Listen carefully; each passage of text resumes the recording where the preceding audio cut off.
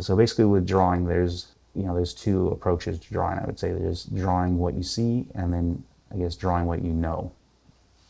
And you need to do both. You need to learn about what you're going to draw so you can rely on what you know, and you need to draw what you see accurately. And that's where usually you're going to find the best combo is somewhere in the middle of that. Hi everyone, Jeff Watts here, and today I have a treat for you guys. One of my most seasoned instructors, Ben Young, will be demonstrating how to draw a skull from start to finish. And in this video, you can expect to learn more about the procedure of how we work at Watts Atelier, but also a little bit about a philosophy that we have at the Atelier, which is you draw part what you see, part what you know, and part what you wish you saw. And Ben will be kind of walking you through that and showing you a little bit about that. So I hope you enjoy. So we got the corner of the from the front plane of the face to the top plane of the head right there, right? Kind of just where that highlight is, just kind of come across to that corner there. And let's see, let's find the halfway point. Just like if we divided this in half, where does that fall? So it's right on the corner of that eye socket kind of area right there. So that's helpful because then I can divide that in half, and that's kind of on the glabella inside edge of this eye socket, and then the center line is just a little bit to the side of that, and then I can look for that sweep and angle towards the chin, right? So something like that. And then we just essentially draw let's take that out of there because it's going to be a little confusing. You can look for the brow line or the thirds, right? Let's just look at this. So that's about where the nose opening is. And then this is about there.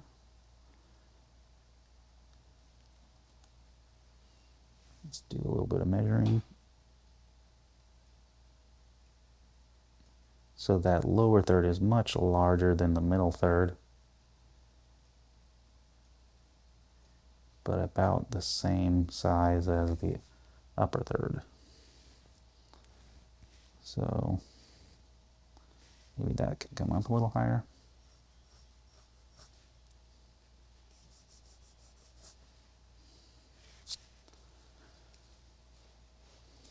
All right, so a lot of times what I look for here, a lot of times I look for the glabella. That is probably the main thing I start with after this point, just because it has a strong perspective to it that sets up the eye sockets, and the eye sockets are the widest feature because there's two of them essentially, right? So it spans the width of the head, and I find that that's helpful.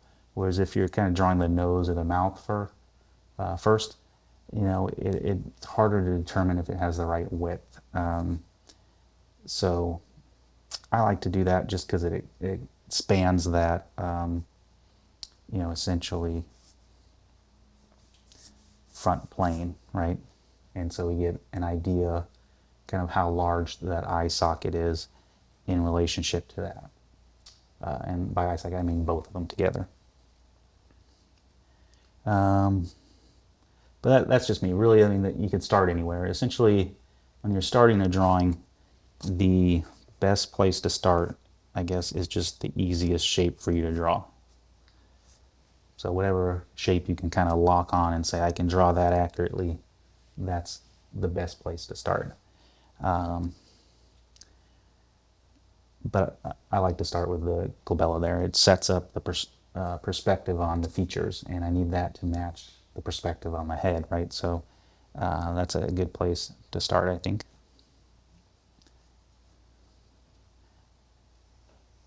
So we get this glabella shape.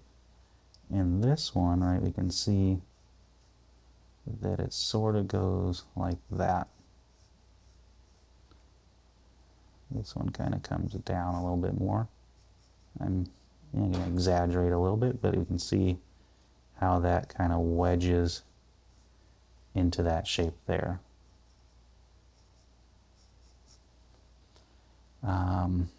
Carry that through.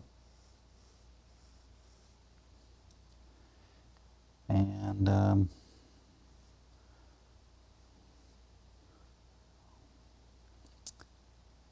in this view, you can sort of see that the eye socket does something like this, right?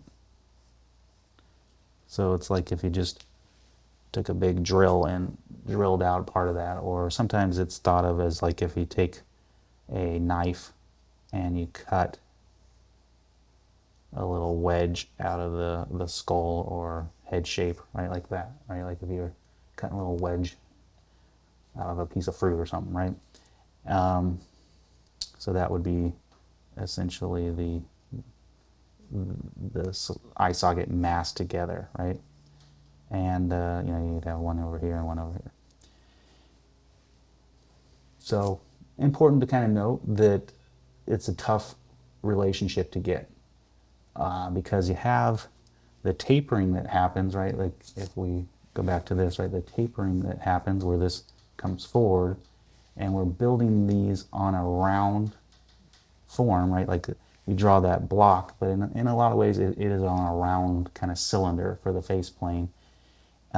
Too often times people draw it, you know, too flat, or they draw it too round in the sense that it doesn't look structural, and you know, they just kind of have everything tilting all over the place. So you want to find a balance in between, and again, the main thing I can say is just look at a skull, feel a skull, look at it from different angles, kind of get an idea of that shape, because it's a tough one to draw, is this perspective as the head turns and rotates, and getting that right. So at some angles this is going to be a straight line, and some angles it's going to curve in a lot, and you know, sometimes it's just a matter of a slight rotation to make that. So in this one, we can see that this kind of flattens out through here, and maybe there's like a little shape. It's partly just the lighting, but it just kind of does something like that. And there is an underside of that structure, and we're looking for that. So if you're familiar with the abstraction, which we will get into, it a lot of times is looking for the relationship of that side to side. In this view, we're not really seeing it much here. We can see it in the other front view there, but you want to see how that wedges into there. And this skull is fairly flat along its brow line like that, so it seems to have less of an arch there, but you know, essentially it's still there, and it kind of comes down like that, and we get the thickness of that. We want to see that side to side.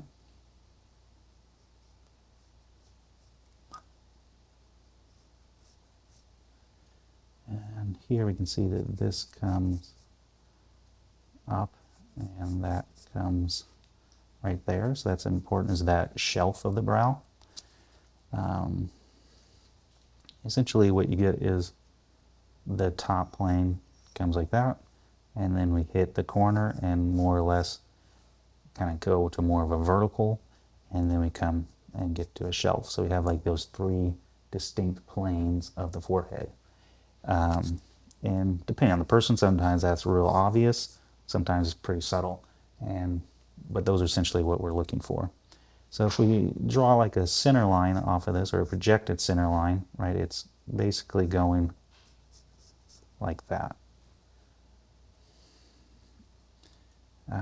This guy's got a little scoop there, coming down like that. Try to find that opening. At first just helps to just keep it simple, something like that. You can kind of see the thickness of that, and then the eye socket down here starts to overlap that.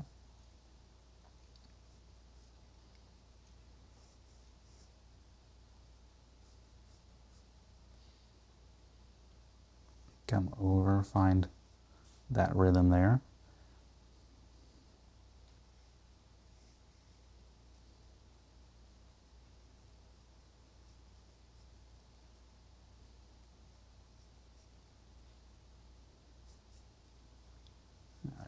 Find this angle. Carry that over to this side. You can find that in a sweep too. Maybe carry that up into there. This one has like a pretty good width here.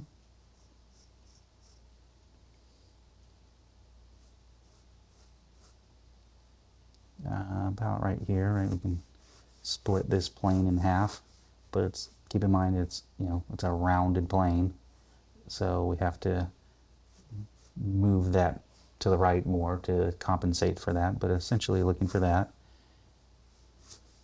angle.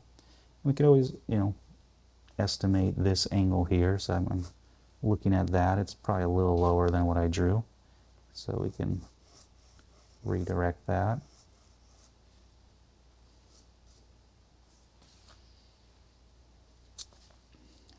Let's see. Coming off of here,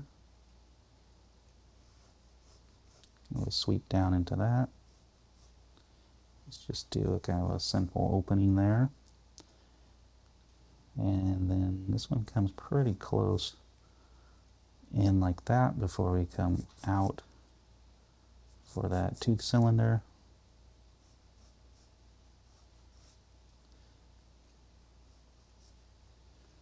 Like that. And maybe looking at that relationship will help, right? We kind of mentioned that in the front view, how we can find that curve into there to start to get a sense for that kind of muzzle shape. We can find off of this one the corner.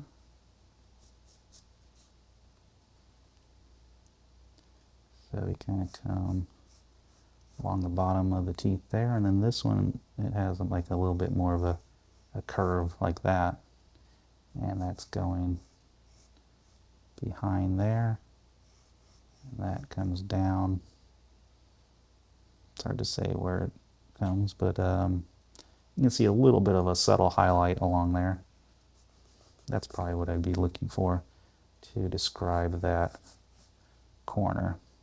And then it probably just, you can stop it maybe like right there where that corner is.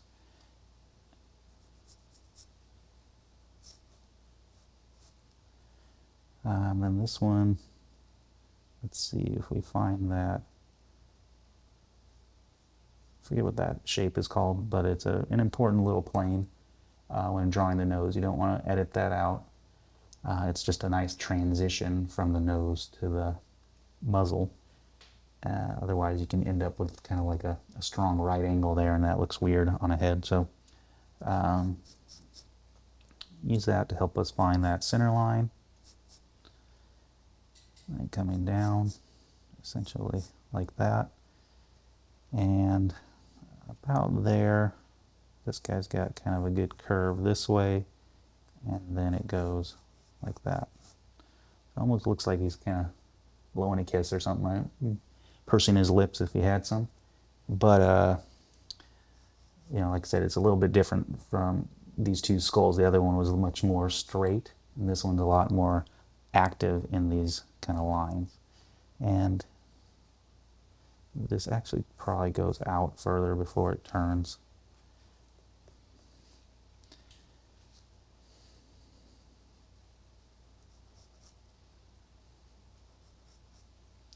All right, then we can see that corner there as that leans, right?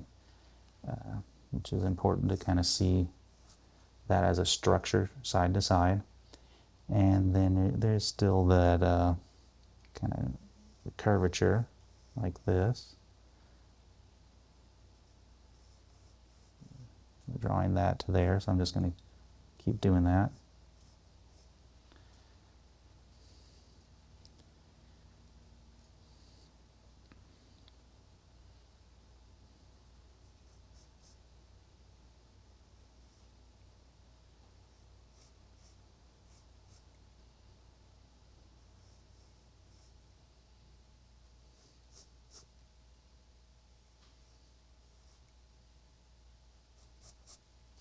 You can see this one has less of that little notch there.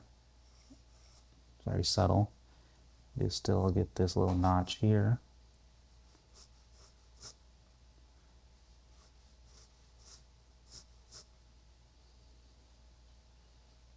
If we kind of follow this up, all right, we get that temporal rhythm. A lot of times there's a corner around that.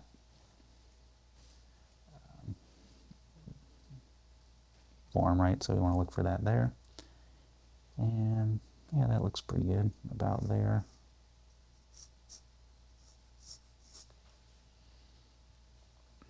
Let's see a little bit more on the opening of the nose here. So this one, it comes forward a little bit more like that, and then this comes back like that. Kind of reminds me of like a bat nose a little more. You have that little fin that kind of comes up through the middle, separating the two sides of the nose.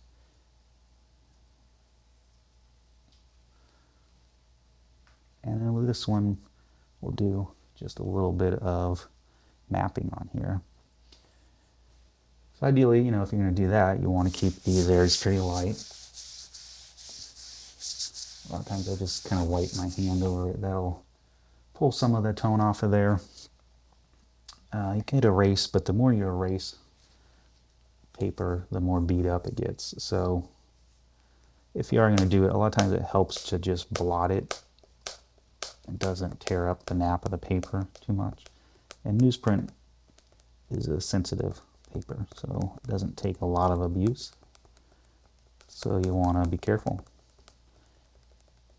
So that's why you need to develop a subtle hand, right? So I'm drawing this kind of heavy and clear so that you can see it, but you know, if I'm normally doing a drawing, this is pretty light stuff. You don't want to make this too committed to yet.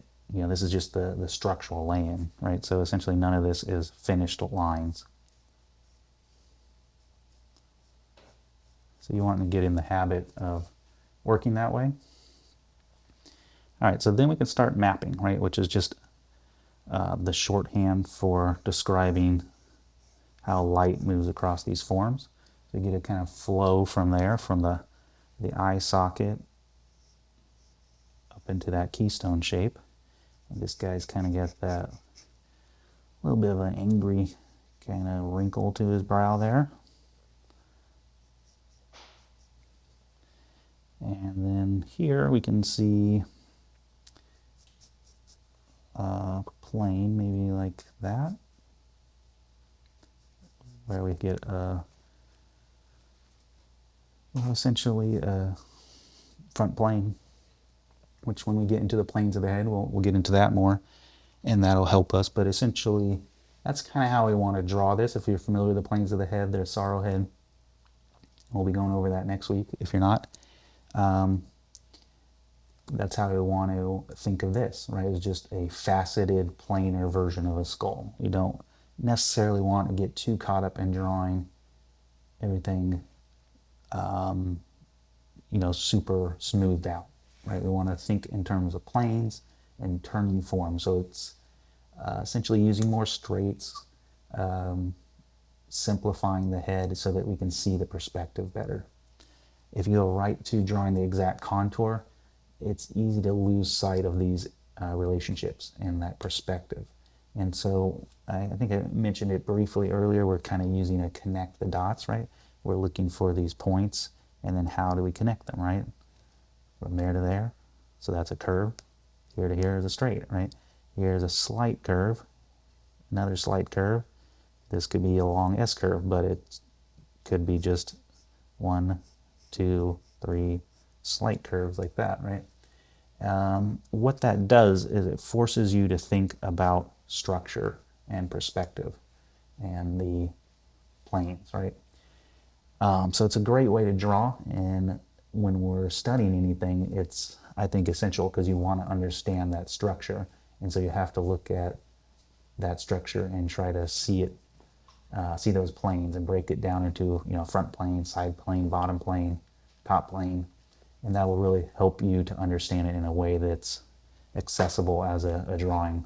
All right, let's take a little break from the video so I can share with you an amazing opportunity. If you like what you've been seeing and you love this content, we have an online program with about 1,500 plus hours of content like this. Extremely robust, taking you from point A to point B. Point A being maybe complete amateur, to point B being an absolute professional.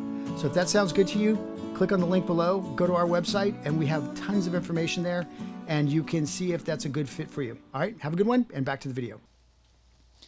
So that's what I'm trying to do here, even as I'm mapping. So we come up along there, starts to get a little softer, and then it moves around to the corner of the head like that. So fairly firm, and then it starts to get softer, right? And it makes sense. The skull is larger and rounder up there, so it's going to have softer edges.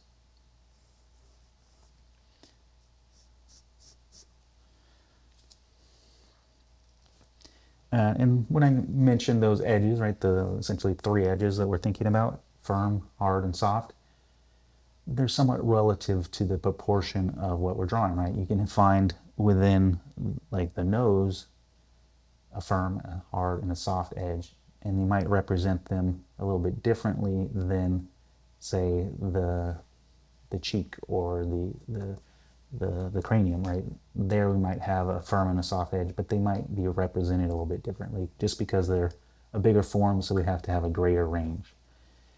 So essentially, you know, when you make a little soft edge or something, right, on here, it might be similar to a firm edge out here. So that's a little confusing, but just in general, you know, try to break things down into one of those three, right? And squint to help you see that. Generally, when we're looking at structure, we're keeping our eyes open so we can really see the corners and planes of things. But when it comes to edges and values, it helps to squint at your reference. So then we get a cast shadow here, and generally that's represented as a hard edge, although it's not always the case, but like this one is actually probably a little soft there, but it helps to make it harder. It just is a little bit clearer. So then we can see it cast down through there, and with this one there's a little bit of like a rhythm or something into here where it, I don't know, that kind of form flows together a little bit more, and it's hard to tell exactly where that shadow kind of goes. I might connect back up to that. Or it could just be a little smudge on the skull or something. It's like a cast of a skull or something. It might be a sculpture, but it's real heavy. You can see areas where it's cracking, maybe because it was dropped or something. Essentially, though, I think that comes down and it kind of hits this area, and then there's all these little grooves for the, you know, teeth, basically, right, where the bone there kind of takes on that wavy form as it comes down into the teeth. But we're trying to simplify it and just kind of go here to here, and then we'll tuck that in to that tooth line.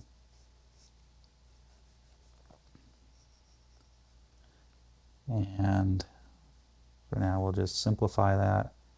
It kind of comes down through there, and then it hits into this little opening through there. Here we come off of the corner here, and maybe it doesn't go across that. Maybe we just start here where the cast shadow kind of is, and a little lip there where we find a real firm edge, and then it starts to soften as we come here. And you can see this shape kind of has a little jog in it, which sometimes you'll see on a person. You'll see like this little triangular shape, and that's basically what it is this little shape here. This is, you know, curving down into that, but I'm going to follow that shadow along here, and then it casts across like that. And let's see, then we come over to here, the shadow is inside of here, comes along that, comes down there, and then let's just say it kind of moves a little softer, probably comes along there and comes down there, moves across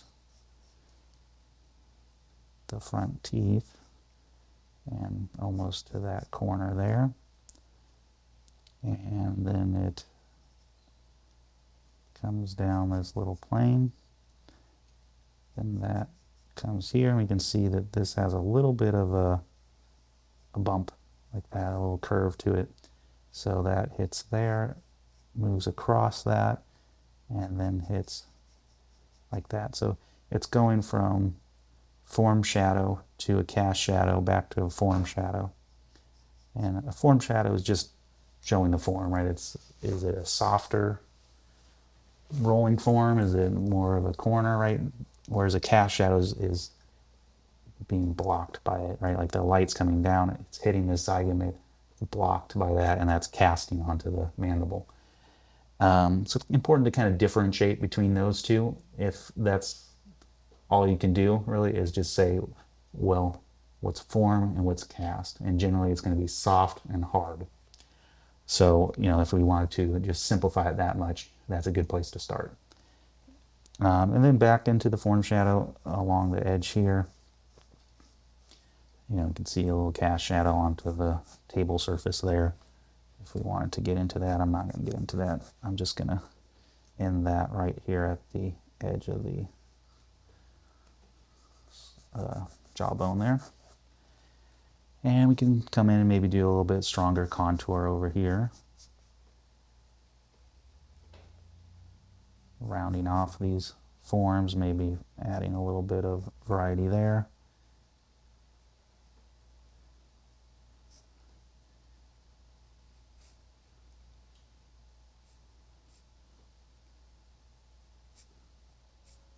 That might even slightly wrap around there on that side of the chin.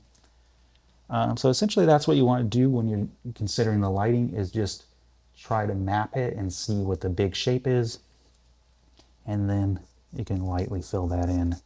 And it's very important to think of just a big cohesive shadow, not get too caught up in all the little small parts and shapes. And we want to try to find ways to close that off. Sometimes, like maybe right here, right, you can see this is light, and this relatively seems lighter too along this little plane here, but that's just reflected light, and it can weaken the effect of the form shadow enough that you don't really see it, but that can be confusing in a drawing if we can go from this light essentially into the shadow and they're the same value, right? So it's important to separate those and make it very clear as far as what the statement is as light to dark. That's the number one thing we're looking for when it comes to value, is separating light from dark. That's going to give you a lot of clarity in your drawing if you can just do that one thing.